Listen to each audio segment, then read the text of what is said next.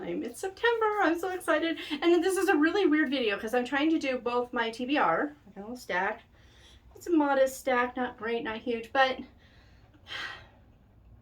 I think I have a couple of audios and an ebook I want to do. So I didn't know what to do, but I've also got like some of the ones I want to read for fall. So I have a fall recommendation-ish kind of thing going on too. So there's that. Now you can lay down. It's okay. Good boy. Toothless, go lay down. Go on. All right. So, okay, guys. What? I get on a camera and suddenly you're my best friend. Of course, he's always your best friend because Toothless loves all the attention. All the attention. And now Neville's like, hey, what about me? Do you guys want bones? You can have bones. Okay. We get the bones.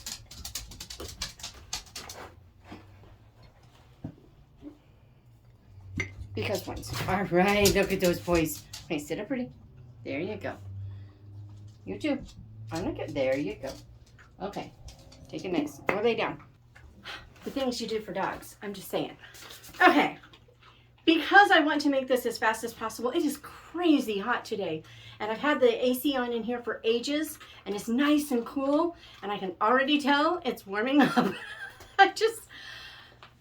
Yeah, it's life, and that's all I can do, but my camera refuses to not, as you can hear, it refuses to not do all the stuff. So, first up, what I want to read in, and I feel like I've got kind of a glut of the same type-ish stuff, so I also got my little deck of cards from my patron of Chantal Reads All Day, and she sent out these super cool TBR prompt cards.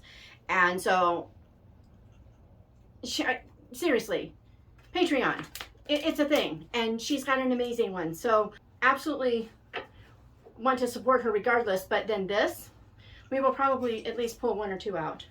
I don't know. We shall see. We shall see. Okay. So, I'm going to pull this over here. Okay. I have a tote and it's stacked. I have to show you what's in the tote later, so I gotta move my stacks later. Great. That didn't think that through. Okay. But anyway, we're gonna start with this. It arrived yesterday, so I haven't even shown it in a haul or anything, but I pre-ordered this when I think it was Krista from Books and Jams mentioned it, and I immediately went and pre-ordered it. It arrived yesterday, and I'm so excited. It's about a little free library and a cat, and that's really all you need to know, because yes, when a mysterious little free library guarded by a large orange cat appears overnight in the small town of Martinville, 11-year-old Evan, I love the fact that it's a boy, can I just say, plucks 2 weathered books from its shelves, never suspecting that his life is about to change. And that's all I'm telling you. I only read like a tiny bit of this, and so there's a lot more, but I don't want to know because it's super cool, and so this one will probably be the first one I read. I'm so crazy excited about that. And then I showed Knife, Arrow, and Rebel. They have been republished by Enclave. I thought it would be really cool if I read this now, so that I can find out if, because Enclave is a Christian fantasy publisher, but this was originally published in England by a different publisher. So I wanted to see if there were faith elements in the originals, or if maybe they changed it in the new one. So I might actually buy the new one and compare. We'll see. But I just love these covers. They're so cool. She just looks so... Don't mess with me, Bert. Nobody's going to name that movie. I'll just tell you. It's Arthur with Dudley Moore, Liza Minnelli, and Sir John Gielgud. And I cannot recommend it, although I can quote it from beginning to end. And that's not an exaggeration. My parents really loved that movie. They couldn't stand Dudley Moore. They couldn't stand Liza Minnelli. They loved Sir John Gielgud, and they loved that movie. So what can I say? So I memorized that sucker. I wish they had played like audio scripture so I could have memorized more of that.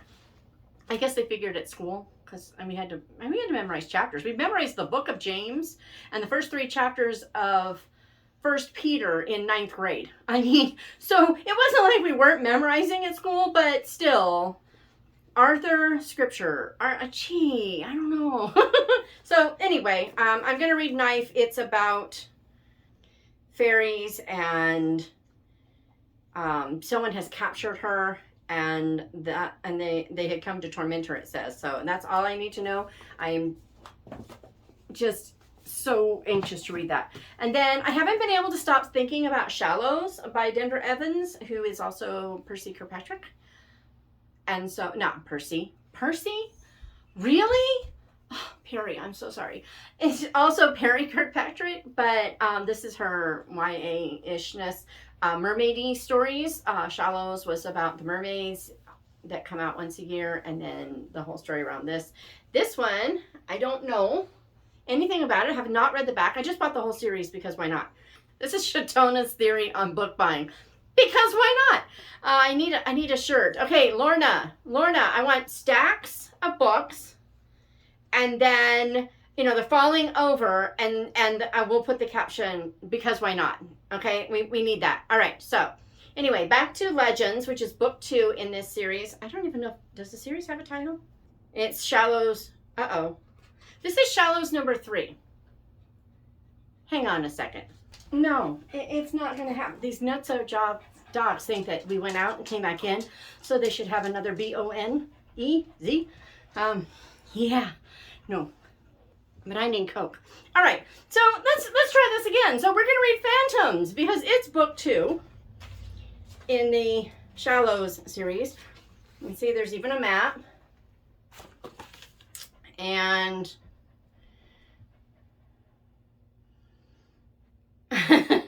I love the dedication. It says, for A, who fangirled over Flake and complained when I didn't send the next chapter fast enough. I get that. Okay, so after his adventure with the mermaids, Emerson is happy to get back to normal life, and he's thrilled that his days often include visits from pretty Soraya Begley. Interesting. He couldn't stand her in the last book, I'm just saying. Not all is right with the world, however. Pirates have begun terrorizing ships around the eastern islands in the chain, and ships, sailors, and even passengers are going missing every day, and that's all I'm going to read. So aren't these covers stunning? They're just so beautiful. I love them so much. The gal who wrote this is the one who illustrated the new releases of the Annals of Wynwood, which I was supposed to do that in October, but I might be waiting because there's a company that should be making, you scratch that chin, you scratch it, boy, should be making like slip covers to go with books and everything. And so I think I want to wait for that because I think it would be nice to have it in a box set, an actual physical paper wrap box. I mean, come on. So anyway, I'm definitely going to read that one because I can't stop thinking about Shallows. So there's that. Then my Chantal Reads All Day this month, we had to take the last month's book, which was To Right or Wrong is what I read. And you go to page, I think it's 50, and you pull out a word. Well, hope was in it. This is Room for Hope. And when I was talking to Kim Vogel Sawyer, she said this book is actually based on family story, as well as my friend here in town had a very similar kind of family story. I'm sweating so much. Anyway, Room for Hope, it says, in a desperate time, can Neva find forgiveness for a grievous wrong and make room for hope? When her husband, Warren, travels to neighboring communities and sells his items from his wagon. In his absence, she faithfully cares for their twins, running the shilling mercantile and working to keep their business strong as the Depression takes its toll. When a wagon pulls up after supper one evening, Neva and her children rush out and into the presence of the deputy, delivering 3 young children. The deputy shocks her with the news that Warren and his wife have died, insisting it was their last request that the 3 children go to live with Aunt Neva. So, yes, totally going to read this for Chantal. And then for my Year of Googe, I'm hoping this is going to be more like the Dean's Watch and less like the White Witch. Stay tuned for the White Witch rant. It's coming. It's a thing. Anywho, Elizabethan, Oxford. She really writes way back. So this is Elizabethan, Oxford, where cathedral spires rise through the mist, is a crossroads that brings together scholars, clerics, university students, gypsies, and an impoverished wanderer named Faithful. Huh. All right, I already love it more. It has to be better. I love Googe when I love her, but when I dislike her, I seem to really dislike her. Even though there's always something in it that really pricks your soul. I'm just going to say. And that's all you're getting from me for right now. And then, oh, all the stickerness. I forgot that these came with lots of pre-order sticker bonus. Alaska, The Mountains Are Calling, and The Last Frontier, and a bookmark. So there's that. Also, nice little signed plate. That's cool. But I think she said, I just talked to her yesterday or day before, the prologue is in May, but I think she said the book actually opens, that's chapter 4, we don't want chapter 4. The book actually opens, yeah, in August. So I thought it would be a good transitional book. And I want to read it. Book 2 is coming out, so, you know, I want to read it. And book 2 sounds amazing. This one sounded really, really good. But book 2 actually sounds amazing to me, so I'm going to read that. And then since September will have the transition into official fall, I will read the autumn short story for fall in Tracy Peterson's Love Through the Seasons. I think I really liked the first one. I can't remember. I think I really liked the first one. The second one was like, yeah, okay. Okay. Just didn't grab me. But this one, Autumn, it's Falling for Love. Karen Armstrong Jacobs has been widowed for 5 years and taken in her mother to live with her. When she learns her mother's 3 sisters need a place to live, she opens her home up to them as well. Now, there are a lot of repairs that need to be made to the house for safety's sake. Enter Dan Polk, a widower with a contracting business and a heart for ministry, who makes over the house in Karen's lonely heart. Well, this actually sounds pretty good to me just because of the whole family dynamics, and I love anything renovation. So I'm hoping that means I will love this. And then I'm finally going to start these because I want to read the Tara Johnson one, but this one comes first. So this is the Rose Cottage Book Club Between the Lines. So about the series, it says, explored the quaint seaside town of Nantucket with Megan Poe, the owner of Rose Cottage Books, and her trusty book club members. Along with her beloved dog, Megan and her friends help each other and the island's many visitors address matters of the heart, rekindle old friendships, share many laughs, and even solve a few mysteries, all while enjoying one-page turner after another. And so this is the first one by Jan Fields. I haven't read it. This is one of those Annie's Attic books, which I only bought because I wanted to read Tara's. And bookish, so bookish, right? Megan thought back. Had it been less than a week since she'd posted the notice on the community board? She'd spent hours writing and rewriting it before finally settling. And now with only an hour until the first book club meeting at Rose Cottage Books, one question spun in her head. Would it be a success? So there's that, definitely. And trying to write. Anyway, then I'm going to do, I really think I'm going to do The Long March Home, World War II novel of the Pacific, in the Pacific Theater, you know, with Marcus Brotherton and Tasha Lee. I talked to Tasha Lee about this book on my podcast. Brotherton came up with the idea and had a lot of stuff set in motion for it. And then he contacted Tasha Lee and said, hey, will you write this with me? And so they did this, and it came out, I think it was last year or early this year. I can't remember which. Let me look at my receipt. Because receipt, it might tell me. It was this year. It was May. Hasn't even been that long. Anywho, so there's that.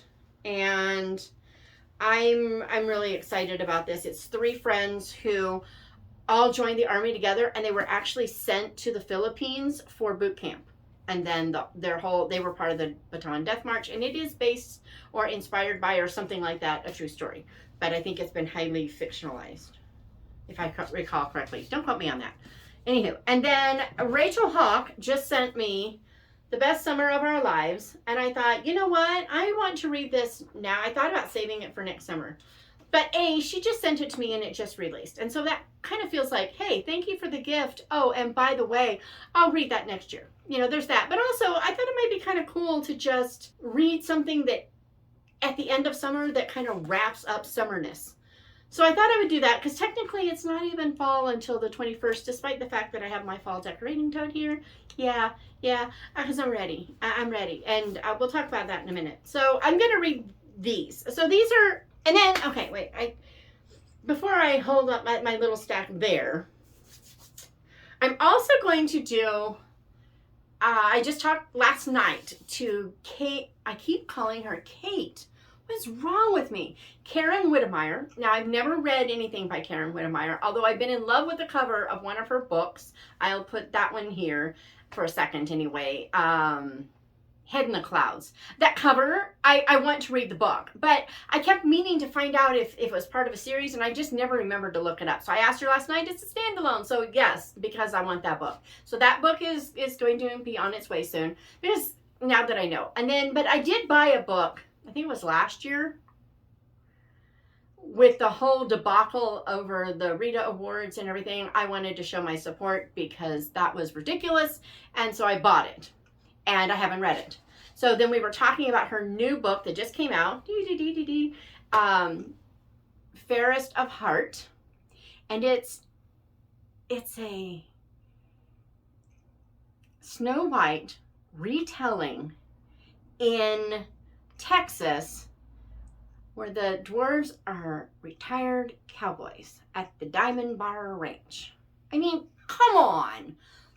And the more she talked about it, and the more she, described some of the little, like, Easter eggy kind of things and the little twists, and I mean, the names of the cowboys, and I mean, just so many things. I was like, yeah, I'm down for that. So I'm getting the audio though, because I listened to the sample and the narrator. Yeah, it sounds like it's going to be great to read. So instead of not having it here to show, because I just talked to her last night, couldn't have it for this, but that's okay, because I really do actually want to listen on audio. I always listen to mysteries. I mean, if you look at my Audible list, I have hundreds of books and almost all of them are mysteries. So there's that. And then also coming out on September 5th is the next Lady Hardcastle. I think it's Fire at the Exhibition or something like that by T.E. Kinsey. And I always listen to those on audio. So there's that. And then I don't know where my Kindle is. Well, I'm going to read on Kindle because I just bought it last night because I talked to Sarah Beth Williams. And when we were talking about it, her book was 99 cents right now. I can't even remember the title. Okay, the title is No Matter How Far. It's part of the Trinity Lake series, but they're all kind of like standalones, multiple authors and everything.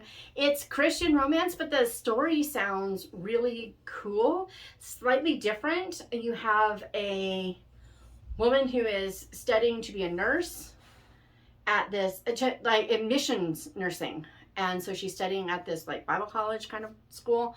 And then one of the professors there of biblical studies and theology, or biblical and theology studies, whatever. Anyway, they meet, and he's a professor, and it's unethical for them to have a relationship. So I'm thinking this could be kind of cool, something different. So I'm looking forward to seeing what she's done with that. And like I said, right now it's 99 cents. I can't even buy a paperback. It's only on Kindle right now, but at 99 cents, A, I support an author who just released a book, and B, I can see, if I even want to find out more about some of the other authors in the series and what they're doing.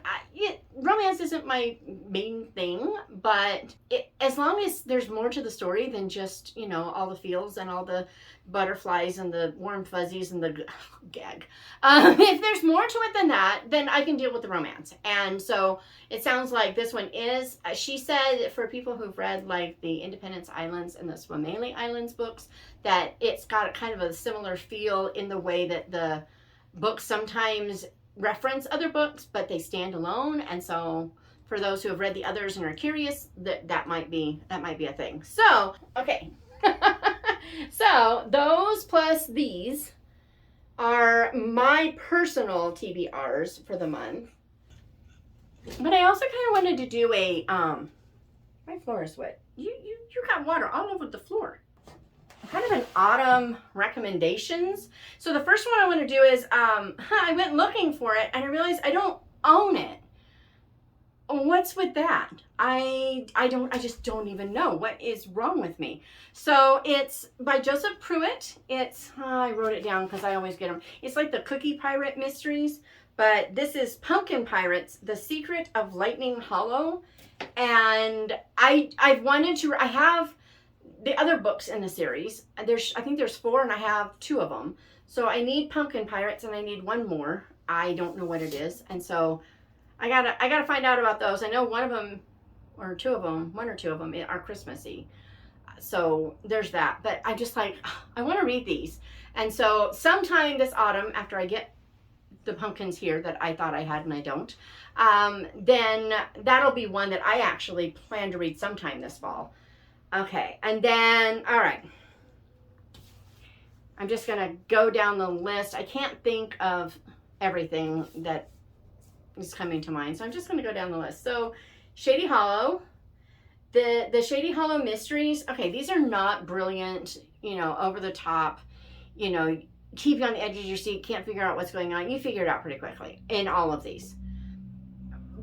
But they do have, there's 3 of them, plus a Christmas novella, which I thought was particularly meh. But it was fun to just see the characters again. So for me, it was, I think I rated it higher than it should have been just because I was happy to see the characters again. But I rate these higher than the mystery because I'm rating them for the ambiance and the atmosphere and all that comes with reading these, because even though they're not all autumnal, they feel, because you're in the woodlands and whatever, they all feel like it to me. They all feel just cozy and wonderful. So Shady Hollow, Juno Black is a author duo, and so far I really like these. You don't read for a great mystery. These are not great mystery. These you read just because they're just, it's cozy. You just want to curl up and read them just because you feel like you're there. You feel like these animals are real. I mean, it's just fun. So there's that. Then I need to flip it over so I can do that. Okay, then middle grade, Love, Mary Elizabeth. This is an epistolary middle grade. This young girl's mom, I think she has tuberculosis. And so she has to go to a sanatorium to get well. So she sent to her cousin's house a little, it has like this understood Betsy vibe, but not quite, because she comes from a very wonderful home. She isn't unwanted or anything, but she feels like it right now with being away from mom and dad, right? And in this one, she's writing all these letters home, and she's telling about the adventures she's having with her cousins and all. It's just beautiful. Christy Martinson really writes a really sweet story. Now this one actually starts in summer. There's even illustrations, but it starts in summer, and then in June of 1924, but there's all the seasons in here. There's summer, and then fall, and one of the illustrations, and then I feel like there was something special about winter. That's October, so it can't be. Yeah, winter. It's got a lot of cool stuff. I really like the story. She's 11, and just her adventures on family farm. And then I was like, if you want to get a little spooky, creepy, whateverness, The Incorrigible Children of Ashton Place. My daughter was reading this aloud to me while we were in Denny's, and we were cracking up. The server kept coming over and going, what? And I was like, Angie, I've never called her Angie in my life. Angela, listen to this. And she just thought we were so weird, but it was so funny. We actually have these on audio, which I might listen to, because why not? But they're funny. They make these really just great comments, and I always picture these kids with the fangs from the baby not fangs, but, the really sharp teeth with the baby in the series of unfortunate events. I don't know why, but it's what I think of when I think of these. But there's a whole series of them, and they were fun. So there's that. Oh, I wonder if I should read this. Maybe I'll add this to my TBR, but I don't even know what time of year this takes place or anything, but it felt like, because it feels like you're entering a semi-dystopian type of world where Christians are being persecuted and you can only have the right faith and etc. And I don't know why that feels autumnal to me, but it does. And so I feel like I think I'm going to add this to my TBR. Hang on, I'm going to put that over there. Yeah, we're going to do that. Shh. Don't tell. No, just kidding. And then, I don't even know what time of years these take place. Brought to book, snuffed out, written off by Barbara Cornthwaite. They are cozy mysteries. They're Wilchester mysteries. And this one, it's really funny. So this one takes place obviously there's a bookstore illustrated by the fabulous Joshua Markey, who does my illustrations for my book strings. Isn't he great? But in these, this one says, there's nothing in Emily Post about dealing with murder. And it's because she goes into this, she's a professor, like an adjunct professor at a small college.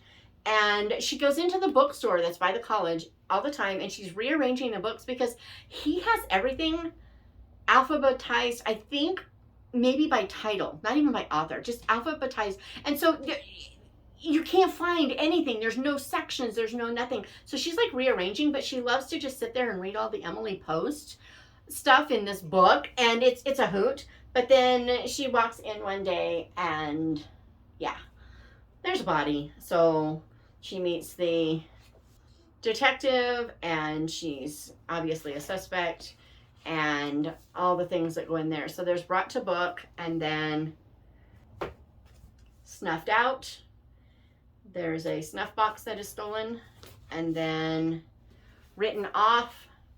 There's a play, and if I recall correctly, in one of these there's like this letter proving, or like I think no, it's not a letter. I think it's a poem that is like a lost poem of Dickinson or somebody that gets stolen, if I recall correctly, and I'm pretty sure I do.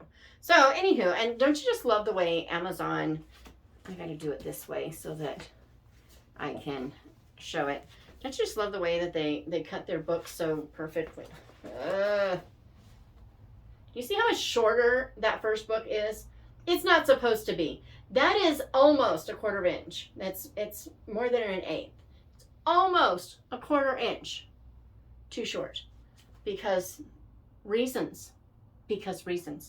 So that was annoying. But if Barbara wrote it, I will read it, even if it, like Laura Heil always says, even if it's her grocery list. But these are amazing, and they would be fun for autumn because mystery and all the fun stuffness.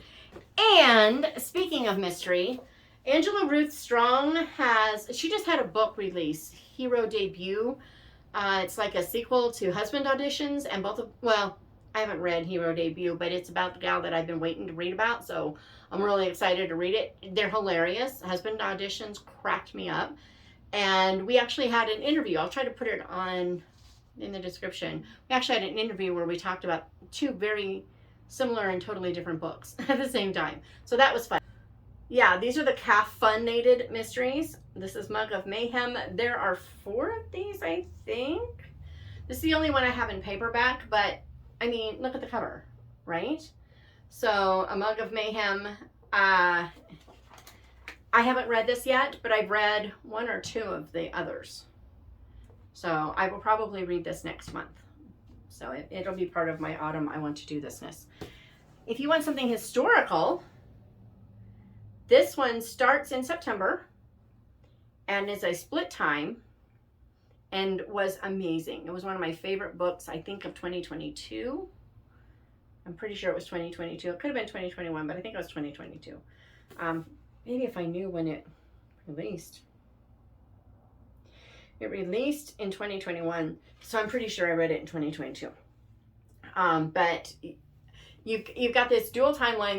The historical gal is in this gold mining town in Northern California, and people are leaving one at a time. And one of the opening scenes is this man coming to her and saying, "Come with me, just marry me and come with me." And she's like, "I'm waiting for my husband. He's coming back." And he's like, "Your husband's dead." And she's just like, no, I'm waiting. And that's kind of how the whole book opens. But there's just people leaving in droves from this mining town with there's no gold. And so what's going on?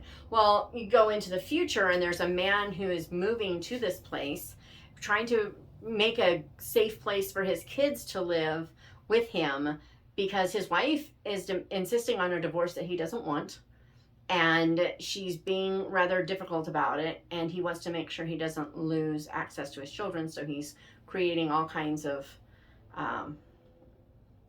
creating a nice place for them to come to, and trying to learn how to do dad this way. He all he wants is his family back, and then all the stories that go with that. So it was so good. There was so many things. I mean, this is a Thomas Nelson, but there was so much faith. I don't even remember how overt it was. I feel like it was, though. Joanne Bischoff tends to be pretty overt. Her Sons of Blackbird Mountain is one of my all-time favorite books. It was phenomenal, but this one too.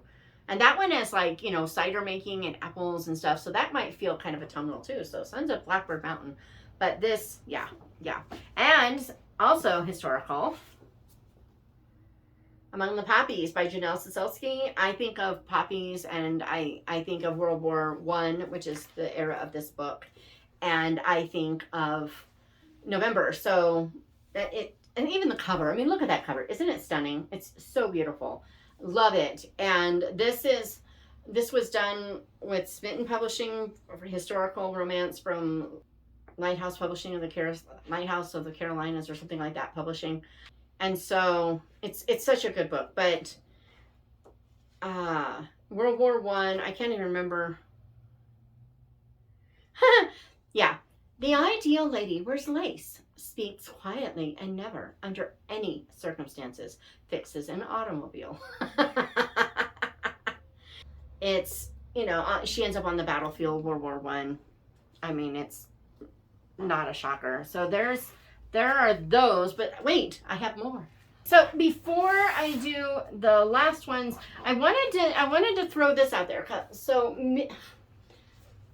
autumn to me is mystery time, and these are the Ever After mysteries. They are a multi-author series where we took fairy tales and set them in the 20s with a mystery. Okay, and so the same guy who illustrates my book strings and the Wilkester mysteries, he illustrated these. So we have The Last Gasp, which is a Cinderella retelling. That's mine. And she's a cigarillo girl in Los Angeles at the equivalent of the Grauman's Chinese Theater. I made my own, but same smell.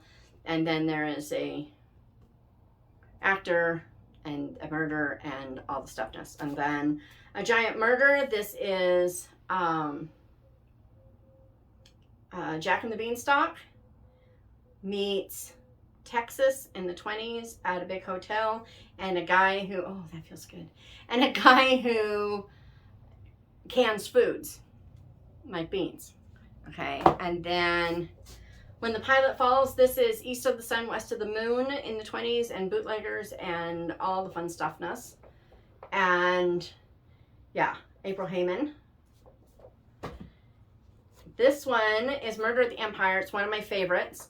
It's by Kathy Swanson, and it's The Nightingale with, she's the organist for the silent movies, back before there was such a thing as silent movies, because all movies are silent.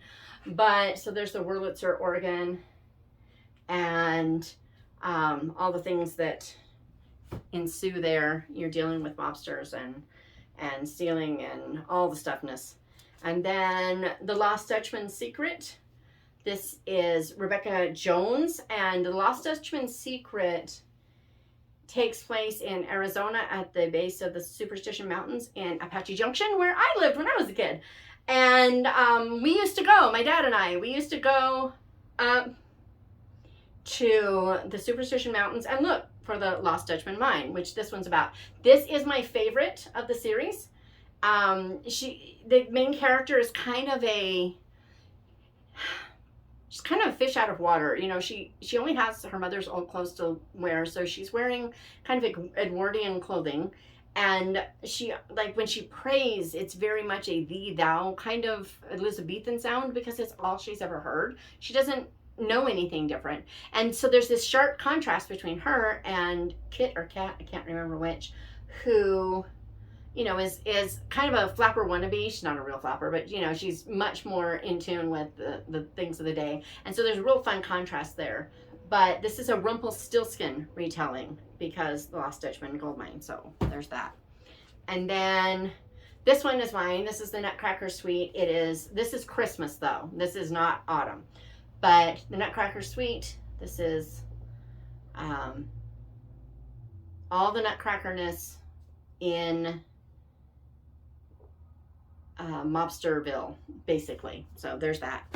And then Silencing the Siren by Denise Barella. This is Coney Island and The Little Mermaid and a girl with conjoined legs who needs surgery.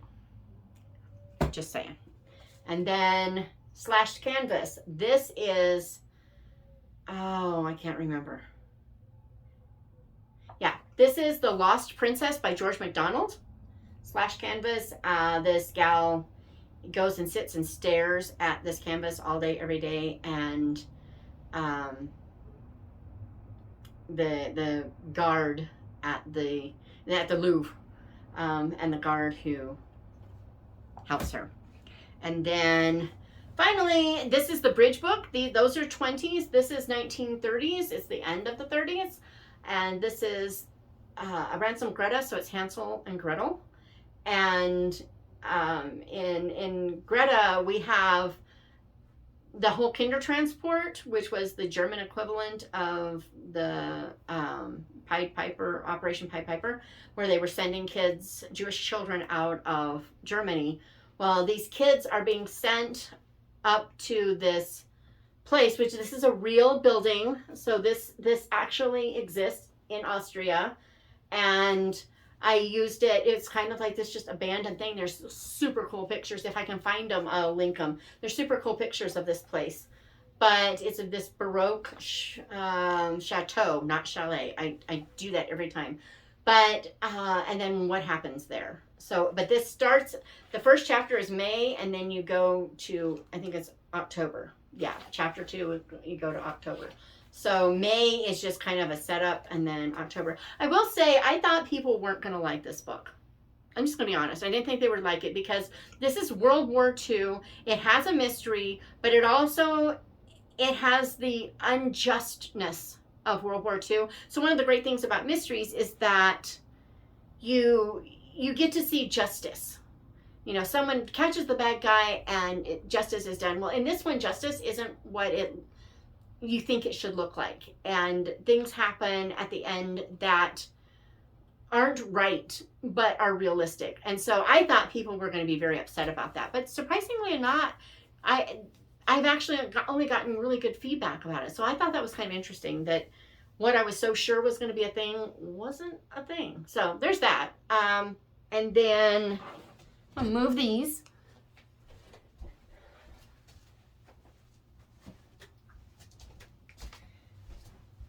And finally, for picture books, I thought it would be fun to do some picture books. So one of them is Over and Over by Charlotte Zolotow. And I forgot to bring it out here. So Over and Over is just one of those seasonal books. And I discovered that I love seasonal books in autumn. Instead of, like, you know, they start in January and you see all the stuff, and then you get to like the end of the book almost, and now it's autumn. But for some reason, seasonal stuff like that, I like in fall. And I think it has to do with like school starting, and maybe that's when I read them as a kid. I don't know, but I always am drawn to those kinds of books then. And Charlotte Zolotow has some of my favorite books of all time, including I Like to Be Little. I think every child should be read that book over and over and over. And in a similar vein to I Like to Be Little is, and again, Autumn and Alone, I think it was because I went back to school and I had to people, and I didn't know at that time about introversion and needing time away from people. But in Autumn, I did a lot of wandering around by myself, even more than usual. I did a lot of, just holing up in little cubbies and getting by myself. And so I found this book by Kevin Hanks. My daughter shared, I think is it Marigold or Chrysanthemum by him. And that is such a delightful book. Everybody and their brother needs to read Chrysanthemum by Kevin Hanks. But All Alone is really, I think it's kind of an important book for kids today, because I think a lot of times there's kind of a entertainment mentality that we have toward keeping kids occupied instead of learning how to just be by themselves. And so this book kind of sings the virtues of that. The artwork, I think he does all his own artwork, and it's very, very different. Yeah, he does his own. This one in particular is so beautiful, and so is the cover. But not all of the artwork I actually like in this one. It's totally different from the other one. Like, this one doesn't really grab me. But sometimes I like to live alone all by myself. And so he goes, and he talks about how when he's by himself, he sees more, he hears different things, and he feels different things. And then he says, when I'm alone, I can change my size any way I like. I can be tall enough to taste the sky. And I like how he said taste the sky instead of touch. I thought that was kind of cool. And I'm small enough to hide behind a stone. And he goes through it. I think of favorite things I've done. It's kind of a how to be alone for a kid without making it feel like one. And then when I'm alone, I look at myself inside and out. No one looks just like me or thinks just like I do. And then the very end is my favorite. Sometimes I like to live alone, all by myself, just for a while. And so I think this would be a great book to read during autumn. I just do. And then here's one of those, all through the year kind of things. Tasha Tudor, February, obviously, Valentine-y. And then June, July, and then I think August. No, I think it's September. No, maybe not September. Yeah, August. There's a scene from Becky's birthday. Yeah. But then you see like September at the fair, and October. So A Time to Keep by Tasha Tudor is one of my all-time favorite seasonal books. You just whatever. I like to read picture books even still. I don't think I'll ever grow out of it. And similarly, we have Around the Year by Tasha Tudor. And this is super short. You could read this in 5 minutes. It's just a bunch of pictures with a few words. So January brings us coasting, and chill February brings the day. See all the pretty cards, and so it goes through, but then you get over to June. July brings hot joys. Picnic joys. Hot July brings picnic joys. I knew the hot was in there. August, the swallows go south. September, we got the county fair. And then November, and then we have, it says good skating weather. You can tell she lives in New England. And then Thanksgiving gathers us together. So there's color and sketched both in this one, but it's a sweet book. It's a good thing to read now and then. Then I'm going to be reading this one this month, not just cover to cover perhaps, but definitely quite a bit. Oh, I never noticed that it has a book plate in it. Belongs to Lisa B. Shade. 1964. Christmas, 1964. But this one just has a lot of poems, and they're just beautiful. Birds of the air, beasts of the field, that's one section. I've never seen such a young picture of Tasha Tudor. Look how young she is there. Whoa. With a cat instead of a corgi. But Calico Pie, A Nonsense Song, The Tiger. You know, tiger, tiger, burning bright, right? And then a bird came down the walk. He did not know I saw. He bit an angleworm in halves and ate the fellow raw. Last word of a bluebird as told to a child. The Eagle, Alfred Lord Tennyson. William Shakespeare. Robert Browning. The one that's God is in his heaven and all is right in the world. Under the Greenwood Tree by Shakespeare. That was Shakespeare? No, that wasn't Shakespeare, was it? I thought that was Wordsworth. Wordsworth, not Wordsworth. But maybe it wasn't. Where is it? The Hawthorne Berry? No, that was Shakespeare. Shows what I don't know. Anyway, but yeah, just lots of just beautiful. But I really think this has a lot in it that would be fun to read. And they're simple. They're not complex poetry. They're just simple, appreciate life and the world around us poetry. So there's that. And finally, this is going to seem kind of weird because I would also put this in as a spring book because it looks very springy, very summery. And so, like, why am I putting this on an autumn recommends? Well, the story is, so tend watermen. Sly as a fox and swift as a bird, Lou Alice is determined to leave each day a little more beautiful than she found it. But when she moves away from her little house, no one in town notices she's gone. No one, that is, except a little girl who sets out to carry on Lou Alice's work. But doing so is not enough. Can the girl find a way of her own to make the world a little more beautiful? And that's kind of what I like, why I think of this also as autumnal-ish, fall inspired, because all this work on the garden, is so beautiful. All of this is fun. She plants stuff everywhere at all hours of the day and night. She's a busy lady, but then she disappears, and the little girl decides she's going to take it up. And so, I mean, look how summery. This doesn't look autumn, right?